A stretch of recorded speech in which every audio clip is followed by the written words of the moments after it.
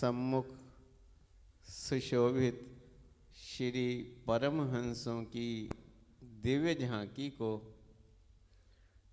मन मंदिर में बसाते हुए प्रेम सहित मिलकर बोलो जयकारा। बोल मेरे श्री गुरु महाराज की जय। आप सब सौभाग्यशाली गुरुमुखों को श्री हजूर सतगुरु दाता दयाल जी की ओर से प्रेम भरी शुभ आशीर्वाद।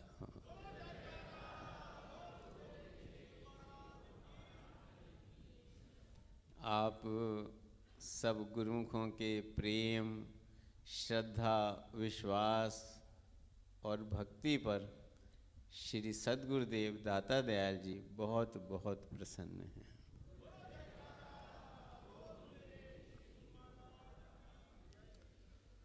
सद्गुरु की प्रसन्नता ही एक सेवक की सच्ची निधि है। नव वर्ष के दिन श्री हजूर सद्गुरुदेव दाता दयाल जी ने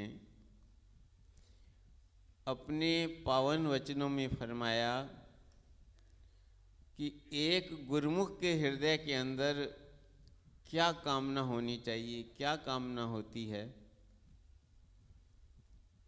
एक गुरुमुख के हृदय के अंदर हर पल हर क्षण यही चाहना होती है कि मेरे सद्गुरु सदा मुझ पर प्रसन्न रहें।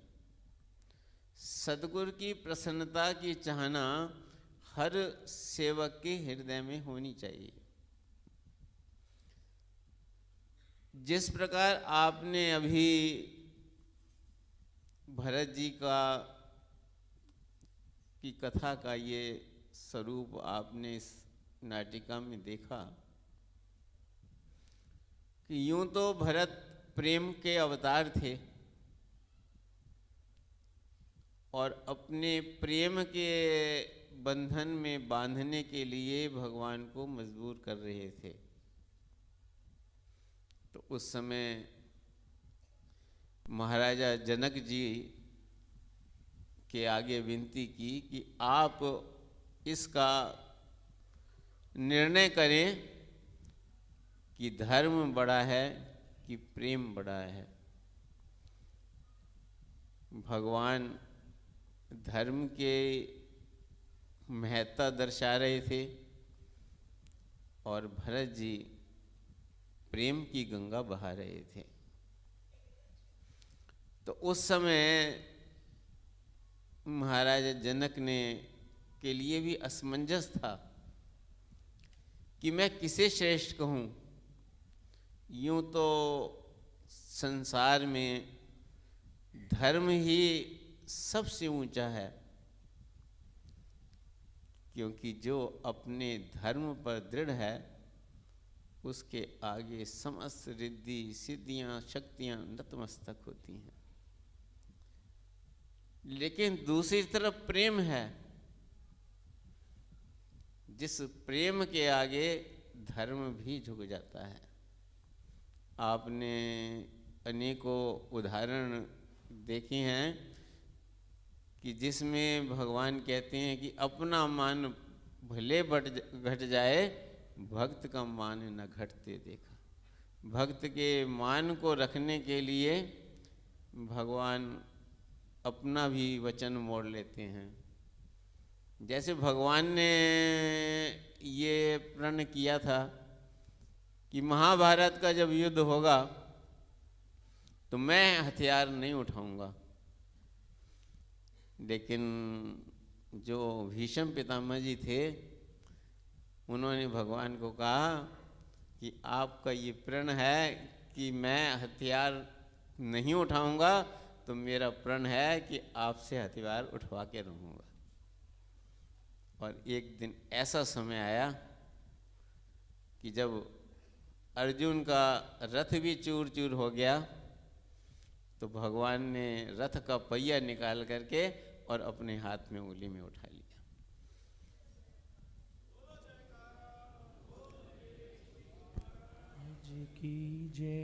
तो प्रेम के आगे, भक्ति के आगे जो है हर चीज झुक जाती है। संसार में सबसे ऊंची जो चीज है, इसीलिए भगवान के ही वचन हैं, धर्म ते विरत योग ते ज्ञाना, ज्ञान मोक्षप्रद वेद वखाना, जाते बेग द्रवऊ में भाई, सो मम भक्ति भगत सुखदाई। कि जिसके आगे मैं पिघल जाता हूँ, वो क्या चीज़ है? वो भक्ति है, वो प्रेम है। लेकिन प्रेम की भी एक मर्यादा है। प्रेम ऐसा होना चाहिए कि उसके हृदय के अंदर सदैव अपने प्रियतम की प्रसन्नता निहित हो। वही प्रेम अपनी पूर्णता को प्राप्त करता है जबकि सेवक के हृदय में ये कामना हो कि मेरे हर कर्म से, मेरे हर वचन से मेरे जो प्रियतम हैं, मेरे जो इष्ट देव हैं, वो प्रसन्न हो। इसीलिए उस प्रसन्नता को पाने के लिए भरत जी को भगवान के आगे झुकना पड़ा। नहीं तो भगवान को वो झुकाने को तैयार थे, अड़े हुए थे। भगवान ने इतने तक कह दिया कि आप राजा हैं और राजा की आज्ञा का पालन करना प्रजा का धर्म होता है। तो क्योंकि पिता की आज्ञा के अनुसार भरत राजा थे, तो भगवान उनके आगे झुक गए कि भरत जी आप आज्ञा करें। तो उनको जो है अपने ऊपर शर्म आई कि आज जो है भगवान मुझसे आज्ञा मांग रहे हैं, तो चरणों में गिर गए। वो कहते हैं उतर देई सुन स्वामी रजाई, तिस सेवक लख लाज लजाई। कि हे प्रभु, जो सेवक अपने स्वामी को सकचाहट में डाल दे, उनकी रजा को सुनकर, उनकी आज्ञा को समझकर, उनकी मौज को सुनने के बाद भी अपनी इच्छा जाहिर करता हो, उस सेवक को देखकर तो शर्म भी शर्म आ जाती है। तब वो चरणों में गिर गए और फिर उनसे जो है आज्ञा के अनुसार उन्होंने 14 वर्ष तक राज चलाया। तो किस प्रकार उन्हें भगवान की प्रसन्नता मिली? जब उन्होंने आज्ञा में जीवन व्यतीत किया। तो सद्गुरु की प्रसन्नता भी वही सेवक प्राप्त कर सकता है जो उनकी आज्ञा में चलता है। ये हम सबका सौभाग्य प्राप्त है जो हमें वक्त के महापुरुषों की आज्ञा में चलने का अवसर प्राप्त हुआ है। ऐसे तो दुनिया में अनेकों पंथ हैं, अनेकों संत हैं, अनेकों ग्रंथ चल रहे हैं। अपने अपने मन के ख्यालों से सब चलते जा रहे हैं। मूर्त की पूजा करना तो आसान है। श्री परमहंस दयाल जी से किसी ने पूछा कि प्रभु, मीरा की भक्ति श्रेष्ठ थी कि गोपियों की भक्ति श्रेष्ठ थी? तो श्री परमहंस दयाल जी ने कहा कि गोपियों की जो भक्ति थी वो श्रेष्ठ थी। तो भक्तों ने पूछा कि प्रभु, गोपियों की भक्ति कैसे श्रेष्ठ थी? तब तो भगवान थे, भगवान साक्षात थे, उनसे प्रेम करना आसान कार्य है, और उसने तो एक मूर्त से प्रेम करके भगवान को प्रकट किया।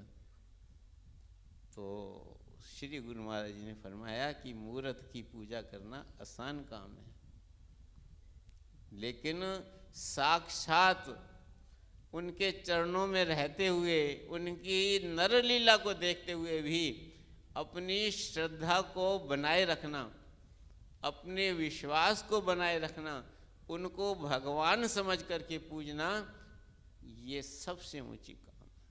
तब तक तो जब मीराबाई इस संसार में आई, तब तक तो ये प्रसिद्ध था कि कृष्ण भगवान हैं, लेकिन जब गोपियाँ थीं तब ये प्रसिद्ध थोड़ी था कि भगवान श्री कृष्ण भगवान है। फिर भी उन्होंने उन्हें भगवान की तरह पूजा। जो मक्खन चुराते ले जाते थे, उनके दुपट्टे उठा के ले जाते थे, नर लीला कर रहे थे, साधारण बच्चों की तरह लीलाएं कर रहे थे, फिर भी उन्होंने उनके जो है भगवान को समझ करके पूजा। जिस दिन वो यशोदा मैया को जाकर के कंप्लेंट भी करते थे, तुम्हारा लल्ला हमारा जो है मक्खन चुरा के ले गया, मटकियाँ फोड़ दी, ये वो, और जिस दिन वो जो है मक्खन चुराने नहीं जाते थे तो बेचैन हो जाती थी। उन्हें इंतज़ार रहती थी, दरवाजे कुंडी खोल के रखती थी कि कब हमारे घर में आए और मक्खन चुराने के लिए आए। तो ये सब उनकी नर लीला को देखते हुए भी उनके हृदय के अंदर वो प्रेम था, वो श्रद्धा थी, वो था कि वो उन्हें नर रूप में देखते हुए भी भगवान समझ करके उनकी पूजा करते थे। तो ऐसे ही वक्त के महापुरुषों की आज्ञा में चलना, जो समय समय पर आज्ञा प्रदान करते हैं। हम तो ग्रंथ तो पढ़ते हैं, महाभारत भागवत का ग्रंथ पढ़ते हैं, उनकी लीलाओं को पढ़ते हैं, रामायण पढ़ते हैं, उनकी लीलाओं को सुनते हैं, लिख और पढ़ते हैं, सुनाते हैं। लेकिन आज हमारा ये सौभाग्य है कि हम अपनी आँखों से उनके दर्शन करते हैं, उनके वचन सुनते हैं, उनकी दिव्य लीलाओं को अपनी आँखों से अवलोकन करते हैं। तो इससे ऊंचा और क्या सौभाग्य हो सकता है। तो अपने सौभाग्य की सराहना करते हुए हर पल हर क्षण, कोई कहीं भी रहता है, चाहे वो श्री दरबार में स्थायी है या गुरु दरबार का अनुयायी है, हर एक का जो है यही धर्म है कि वो अपने जीवन को उस तरह से व्यतीत करे जिस तरह हमारे इष्ट देव महाप्रभु चाहते हैं।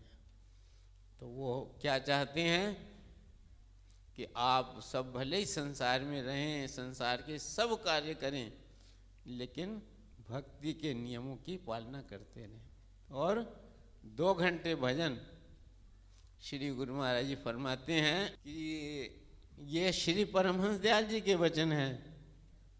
उन्होंने खुद साक्षात प्रकट होकर हमें कहा है कि हमारी ओर से हमारे वचन सब गुरुमुखों को सुनाएं कि अब इस कली काल के अंदर हर गुरुमुख का धर्म है, जिसने भी सच्चे नाम की प्राप्ति की है वो 2 घंटे भजन अवश्य करे। ये छूट दे दी है कि तुम 2 बार में करो, 3 बार में करो, 4 बार में करो, 5 बार में करो। और ये वचन भी फरमाए हैं कि जो 2 घंटे सिमरन करेगा और भक्ति के नियमों की पालना करेगा, फिर उसके लोक के भी हम जिम्मेवार हैं और परलोक के भी जिम्मेवार हैं। इसलिए हम सबका धर्म है कि अपने सद्गुरु की प्रसन्नता को पाने के लिए इन सरल भक्ति के नियमों की पालना करें, भजन सिमरन करें। कल्याण हमारा है, प्रसन्नता उनकी है। उन्हें कब प्रसन्नता होती है? जब उनके सेवक भक्ति के पथ पर दृढ़ता से आगे बढ़ते जाते हैं। तभी तो काशीपुर वालों को पर विशेष कृपा है, क्योंकि उन्हें ऐसी रहनुमाई मिली है कि वो हर वक्त, हर पल, हर क्षण सद्गुरु के बतलाए हुए रास्ते पर चलते हैं और भक्ति के नियमों की पालना करते हैं, भजन करते हैं और सद्गुरु की महिमा को गाते हुए सद्गुरु के ध्यान में सदा लीन रहते हैं। इसलिए आप पर विशेष कृपा है और विशेष आशीर्वाद है। ये सदा बरसता रहे, यही हमारी शुभकामना है। बोलो जय।